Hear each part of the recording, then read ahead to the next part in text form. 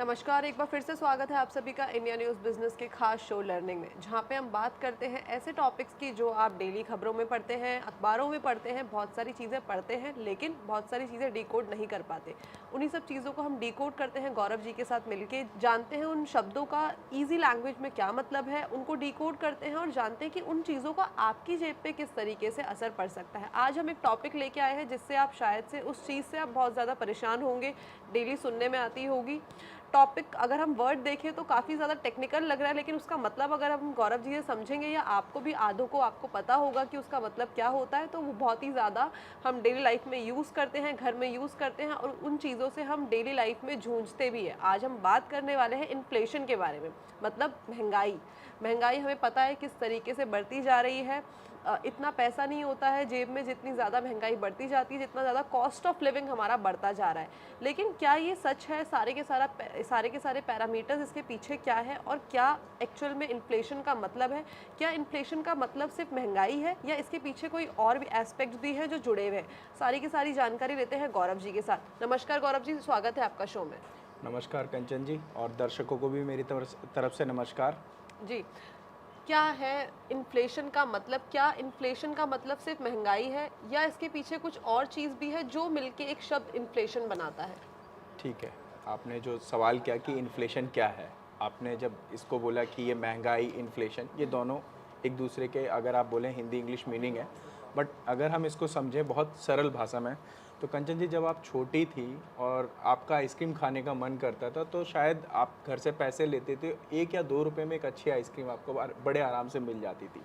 But वहीं अगर आप अब वो आइसक्रीम खाने की कोशिश करेंगे या आपको पसंद है और वो आप खरीदने जाएंगे सेम आइसक्रीम, तो आपको हो सकता है 25 रुपीज़ खर्च करने पड़ जाएँ या 50 रुपीज़ भी खर्च करने पड़ जाएँ उसी सेम आइसक्रीम के लिए। तो जहाँ पहले आप एक आइसक्रीम को 2 से 3 रुपए में खरीदते थे, आज उस आइसक्रीम को आप 25 रुपए में खरीद रहे हैं। तो ये क्या है? ये कहीं न कहीं महंगाई है, इसी को हम इन्फ्लेशन बोलते हैं। अगर हम इसको सरल भाषा में समझें, तो 1 हफ्ते पहले जो चीज़ हम खरीदते थे और उसको खरीदने के लिए हमें 100 रुपए खर्च करने पड़ते थे, और आज की डेट में हमें उसी चीज़ को खरीदने के लिए 120 रुपए खर्च करने पड़ रहे हैं। तो जो चीज़ है, जो चीज़ के लिए हम पैसे खर्च कर रहे थे, उसमें हमने 20 रुपीज़ एक्स्ट्रा खर्च करे। तो ये जो 20 रुपए एक्स्ट्रा खर्च करें, हम इसको ये कह सकते हैं कि अब इसका अगर हम परसेंटेज टर्म में कैलकुलेशन निकालेंगे, तो पहले 100 रुपए था बेस प्राइस और अब 120 रुपए हो गया, तो 20% का जो रेट है वो इंक्रीज़ कर गया, और इसी को हम इन्फ्लेशन बोलते हैं। जी, तो एक तरीके से जो पैसे की वैल्यू पहले थी वो अब नहीं है, पैसे की जो वैल्यू है वो कम हो गई है। आई रिमेंबर कि जब मैं छोटी थी तो ऑरेंज आइसक्रीम मैं बहुत लिया करती थी, तो उस टाइम पे शायद से वो मेरे को एग्जैक्टली तो याद नहीं है, लेकिन टेंटेटिवली मैं बताऊंगी 1 रुपये या 2 रुपये की वो ऑरेंज आइसक्रीम आया करती थी। लेकिन आज सेम आइसक्रीम मैं लेने जाती हूँ, जैसे आपने बोला, तो वो अप्रॉक्सीमेटली अगर सबसे छोटा साइज़ भी मैं आइसक्रीम का लूँगी तो वो 10 to 20 रुपीज़ का हमें उसको उसका पैसा देना पड़ता है, 10 से 20 रुपये। तो ये होता है कि पहले जो चीज़ हम अगर आसान सी भाषा में समझे, जो हम अगर हम गौरव जी ने जो डिकोड किया है उसे हम समझे कि जो जिन पैसों को दे के हम पहले जितना सामान ले सकते थे, जो 100 रुपये में स्कूल टाइम पे हम शायद से पूरी पिकनिक और पूरा का पूरा पार्टी हो जाती थी, आज शायद से वो 100 रुपये में हमारा डेली का खर्चा भी नहीं चलता है। तो पहले उस पैसे की कीमत कितनी थी और आज उस पैसे की कीमत कितनी है, उसी को हम क्या बोलते हैं? इन्फ्लेशन बोलते इन्फ्लेशन हैं। बोलते हैं। राइट, इसके बाद हम समझना चाहेंगे इन्फ्लेशन कितने टाइप्स की होती है? क्या इन्फ्लेशन यही है या इसके कोई टाइप्स भी होते हैं? कंचन जी, इन्फ्लेशन की जो हम टाइप की बात करें, तो इन्फ्लेशन हमारी 4 टाइप में है। पहला है आपका माइल्ड इन्फ्लेशन बोलते हैं इसको, और ये आप इसे क्रीपिंग इन्फ्लेशन भी बोल सकते हैं। क्रीपिंग का मतलब एक तरीके से रेंग रेंग के चलने वाला इन्फ्लेशन, जहाँ पे इन्फ्लेशन रेट अप टू 3% तक अगर है, तो ये क्रीपिंग इन्फ्लेशन है, माइल्ड इन्फ्लेशन है। इसका लोगों के जीवन पे बहुत ज़्यादा फर्क नहीं पड़ना चाहिए। फिर जो सेकंड होता है हमारा, वो होता है हमारा वॉकिंग इन्फ्लेशन, जिसका परसेंटेज अगर हम बात करें तो 3 to 10% के बीच में चलता है। तो ये वॉकिंग इन्फ्लेशन होता है, और ये भी एक नॉर्मल इन्फ्लेशन है जो कि चलता रहता है। बट इसके बाद अगर हम बात करें, तो एक होता है आपका गैलोपिंग इन्फ्लेशन। ये आपका 10% से ज़्यादा का होता है। थोड़ी सी चिंता करने वाली बात है यहाँ पे। एंड बात करी जाए हाइपर इन्फ्लेशन की, तो जब इन्फ्लेशन रेट 50% से ऊपर चला जाता है, तो वो हाइपर इन्फ्लेशन की सिचुएशन होती है, और वो बहुत ज़्यादा किसी भी इकोनॉमी के लिए सूटेबल नहीं होती है, किसी भी देश की अर्थव्यवस्था के लिए सूटेबल नहीं होती। बहुत सिंपल सी सरल सी बात है कि अगर हम एक साल के ड्यूरेशन में ही हम बात कर लें, आप आप अगर आपकी अर्निंग 1000 रुपीज़ है और इन्फ्लेशन के अकॉर्डिंग अगर हम बात करें तो 50% का हाइक ले लेते हैं तो आपको नेक्स्ट ईयर 1500 रुपीज़ चाहिए, जो कि शायद इतना हाइक नहीं होता है। तो एक तरफ आप ये कह समझ सकते हैं कि इन्फ्लेशन के अकॉर्डिंग खर्चे तो बढ़ेंगे, लेकिन जिस रेट से खर्चे बढ़ेंगे उस रेट से आपकी इनकम नहीं बढ़ेगी, तो ये थोड़ा टेंशन में लाने वाली सिचुएशन होती है। जी, तो हमने समझ लिया कि इन्फ्लेशन के टाइप्स क्या होते हैं, कितने तरीके की इन्फ्लेशन होती है। लेकिन एक सवाल जो मेरे मन में आया, इन्फ्लेशन हमने समझ लिया कि पहले पैसे की वैल्यू कम थी, आज पैसे की वैल्यू जो पहले थी आज वो पैसे की वैल्यू कम हो गई है, राइट? राइट। इसका पीछे का मेन रीज़न क्या है? इसका ये महंगाई बढ़ने का कॉज क्या है? इसको हम समझते हैं, इसकी 3 कॉजेज़ मैं आपको बताना चाहूँगा। पहला तो है डिमांड पुल इन्फ्लेशन। अब ये डिमांड पुल इन्फ्लेशन का मतलब क्या होता है? जनरली होता है क्या है कि मैंने अपने लास्ट कुछ वीडियोस में बताया भी था कि स्पेशली टोमेटो वाली वीडियो में, जहाँ पे मैंने बताया था कि किसी भी चीज़ का प्राइस जो है वो डिमांड एंड सप्लाई के बेसिस पे डिटरमाइन होता है, राइट। ठीक है, जहाँ पे डिमांड एंड सप्लाई इंटरसेक्ट करती है। अब इकोनॉमी में जब ऐसी सिचुएशन आ जाए जहाँ पे चीज़ों की डिमांड बहुत ज़्यादा हो और उनकी सप्लाई कम हो जाती है, तो जब डिमांड ज़्यादा है सप्लाई कम है, तो अब उस डिमांड को फुलफिल कैसे किया जा सकता है? मैक्सिमम चलो आपने प्रोडक्शन भी बढ़ा दिया, आपने मैन पावर भी बढ़ा दी, लेकिन उसके बाद भी डिमांड अभी हाइप पे है, तो हम क्या कर सकते हैं? हम चीज़ों का प्राइस बढ़ा देंगे जिससे कि लोगों की जो परचेजिंग पावर है वो कम हो जाएगी। अब परचेजिंग पावर कम होने का मतलब क्या है? बहुत सिंपल शब्दों में समझते हैं। मेरे पॉकेट में 100 रुपीज़ है, मैं एक टी शर्ट खरीदने जा रहा हूँ, शॉप पे वो मेरे को 100 रुपीज़ की मिल गई, ठीक है, वो मेरी परचेजिंग पावर के अंडर में है। लेकिन जब मैं नेक्स्ट डे उसी शॉप पे जाता हूँ, फिर से मैं टी शर्ट खरीदता हूँ, लेकिन अभी भी मेरी पॉकेट में 100 रुपीज़ ही है, लेकिन वो जो शॉपकीपर है वो मेरे से 120 रुपीज़ चार्ज करने लगता है, तो ये मेरी परचेजिंग पावर के बाहर चला गया। अब ये टी शर्ट्स के प्राइस क्यों बढ़े होंगे? मे बी वो एक अच्छी टी शर्ट होगी जिसकी डिमांड बहुत ज़्यादा होगी, तो ये पहली सिचुएशन होती है जहाँ पे डिमांड पुल करती है इन्फ्लेशन को। सेकेंड, अब देखिए, आप किसी भी चीज़ को प्रोड्यूस करते हैं उसमें एक प्रोडक्शन कॉस्ट इन्वॉल्व होती है।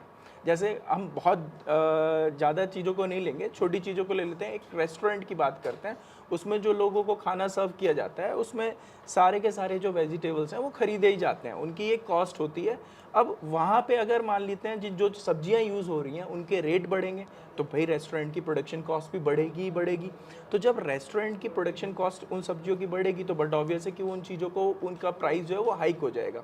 तो जर्नली हम ये समझ सकते हैं कि जितनी भी गुड्स एंड सर्विसेज हैं उनको प्रोड्यूस करने के लिए उसमें एक इनपुट कॉस्ट लगती है। अब ये इनपुट कॉस्ट हम समझ चुके हैं कि बनाने में हमें रॉ मटेरियल की कॉस्ट बियर करनी पड़ सकती है, लेबर की सैलरी भी हमें बियर करनी पड़ सकती है, और जब इन चीज़ों की कॉस्ट हाइप करेगी तो बट ऑब्वियस है कि प्रोडक्ट की कॉस्ट भी हाइप करेगी, और जब प्रोडक्ट की कॉस्ट हाइप करेगी एज प्रोड्यूसर आप क्या करेंगे? आपका तो ऑब्जेक्टिव प्रॉफिट कमाना है, तो ऐसी सिचुएशन में आप उसको क्या करेंगे? कस्टमर के ऊपर उसका बर्डन डाल देंगे। तो बाय डिफॉल्ट चीज़ों का प्राइस महंगा हो गया, और जब प्राइस महंगा हुआ तो उसका बर्डन किसके ऊपर पड़ा? कंज्यूमर के ऊपर पड़ा।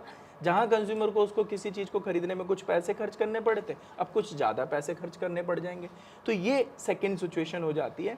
एंड थर्ड हम बोलते हैं बिल्ट इन इन्फ्लेशन होता है। अब ये एक नॉर्मल इन्फ्लेशन सिचुएशन है भाई, जब इकोनॉमी में इन्फ्लेशन है, महंगाई है, तो इसको आप ऐसे समझिए कि जो ऑर्गेनाइजेशंस में काम करने वाले एम्प्लॉयज़ हैं, they will ask there management कि भाई इन्फ्लेशन है, चीज़ों के रेट बढ़ रहे हैं, तो हमारी पॉकेट भी अब थोड़ी सी बढ़ाई जाए। तो उसका सिंपल सा फंडा ये होगा कि मैनेजमेंट की भी सैलरी बढ़ेगी और लेबर की भी सैलरी बढ़ेगी, तो उससे क्या होगा? जो मैनेजमेंट और लेबर की सैलरी बढ़ेगी। अब यहाँ पे एक चीज़ है कि मैनेजमेंट और लेबर की जब सैलरी बढ़ेगी तो इकोनॉमी में जिन चीज़ों का प्रोडक्शन हो रहा है उनके प्राइस तो बढ़ेंगे, लेकिन उसके प्रोडक्शन से जुड़े लोगों की जेब में पैसा भी तो आ रहा है, इसलिए हम इसको नॉर्मली ले सकते हैं, इस इन्फ्लेशन को, बिल्ट इन इन्फ्लेशन जो होती है। जी, तो हमने समझ लिया कि जो ये इन्फ्लेशन है, जो ये महंगाई बढ़ती है, इसके पीछे का रीज़न क्या है? डिमांड सप्लाई चेन है, और बाकी के 2 रीज़न गौरव जी ने हमें समझा दिए हैं कि इनबिल्ट एक तो हमारा जो है इन्फ्लेशन है, डिमांड सप्लाई है, एक प्रोडक्टिविटी के ऊपर भी डिपेंड करता है। तो ये सारी चीज़ें हमने समझ ली है, टाइप्स हमने समझ ली हैं। अब आखिरी सवाल जो मैं गौरव जी से पूछना चाहूँगी कि हम महंगाई हम कर रहे हैं कि महंगाई हो गई है, इतना हमारा रेवेन्यू जनरेट नहीं हो रहा है जितना हम जितना वो खर्च कर रहे हैं, जितना हमारा कॉस्ट ऑफ लिविंग इस टाइम पे है। क्या ये सही है या नहीं? इसके लिए मैं ये कहना चाहूँगा कि इकोनॉमिक्स की भाषा में इन्फ्लेशन को बोला जाता है कि ये दो धारी तलवार होती है। अब ये दो धारी तलवार किस तरीके से होती है, इसके पहले हम पॉजिटिव साइड समझ लेते हैं। पॉजिटिव साइड ये है कि जब इकोनॉमी में इन्फ्लेशन हो रहा है, तो मैंने शुरुआत में बोला demand pull inflation, that means कहीं ना कहीं गुड्स एंड सर्विसेज की डिमांड है। अब वो जो गुड्स एंड सर्विसेज की डिमांड है, तो एज प्रोड्यूसर आप अगर इकोनॉमी में एग्जिस्ट करते हैं और आप गुड्स एंड सर्विसेज का प्रोडक्शन कर रहे हैं और उसकी डिमांड इंक्रीज कर रही है, तो आप तो प्रॉफिट अचीव करना चाहेंगे ना। उस सिचुएशन में आप ज़्यादा से ज़्यादा पैसा कमाना चाहेंगे, तो वहाँ पे आप प्रोडक्शन बढ़ाएंगे। अब जो प्रोडक्शन है, तो प्रोडक्शन बढ़ेगा तो by default man power requirement भी बढ़ेगी, यानी कि एम्प्लॉयमेंट भी क्रिएट होगा। तो ये हम कह सकते हैं कि इन्फ्लेशन के ये दो पॉजिटिव साइड हैं कि जब इकोनॉमी में इन्फ्लेशन आएगा तो उसका इम्पैक्ट ये पड़ेगा कि एक तरफ प्रोडक्शन इंक्रीज होने से इकोनॉमी में एम्प्लॉयमेंट अपॉर्चुनिटीज़ बढ़ेंगी, तो ये एक इसका पॉजिटिव साइड है। बट जैसा कि मैंने आपको बताया कि इन्फ्लेशन हमारे 4 टाइप के थे, जिसमें मैंने बताया गैलोपिंग एंड हाइपर इन्फ्लेशन थोड़ा टेंशन देने वाली सिचुएशन है, क्योंकि वहाँ पे हम अगर इसको समझें तो हमारे देश का जो वीकर सेक्शन है उसकी इनकम कितनी भी बढ़ेगी, भाई जो पर्सन 7,000 रुपये महीने का कमाता है उसकी इनकम आप कितना एक्सपेक्ट कर सकते हैं, कितना बढ़ जाएगी? 2,000 रुपये से बढ़ जाएगी, 9,000 रुपये हो जाएगी। तो क्या उसकी परचेजिंग पावर पे इतना फ़र्क पड़ेगा? हाइपर इन्फ्लेशन की सिचुएशन में नहीं पड़ेगा, वो वहाँ पे भी अफोर्ड नहीं कर पाएगा। तो जो हाइपर इन्फ्लेशन की सिचुएशन है या गैलोपिंग इन्फ्लेशन की सिचुएशन है, वो थोड़ी खतरनाक होती है और वहाँ पे लोगों के लिए सर्वाइव करना मुश्किल हो जाता है। जी, तो हमने समझ लिया है कि जो इन्फ्लेशन है ये इसके एडवांटेजेस तो हैं, लेकिन साथ में इसके डिसएडवांटेजेस भी हैं। कुछ सेक्शन ऐसे होते हैं कि जो इसको अफोर्ड कर सकते हैं, लेकिन कुछ सेक्शन ऐसे भी होते हैं जो इसको अफोर्ड नहीं कर पाते हैं और कॉस्ट ऑफ लिविंग और डेली के रोज़मर्रा के खर्चों को भी चलाना उनके लिए काफ़ी ज़्यादा मुश्किल हो जाता है किसी सिनेरियोज़ में। तो सारी की सारी चीज़ें जितनी भी जुड़ी थी इन्फ्लेशन से लेके, चाहे वो उसके टाइप्स हो, चाहे वो उसके कॉजेज़ हो, चाहे इन्फ्लेशन सही हो या फिर नहीं हो, ये सारी की सारी चीज़ें हमने गौरव जी से जान ली है। अगले टॉपिक में वापस से आपसे मुलाकात होगी सिर्फ इंडिया न्यूज़ बिजनेस के खास शो लर्निंग में। धन्यवाद।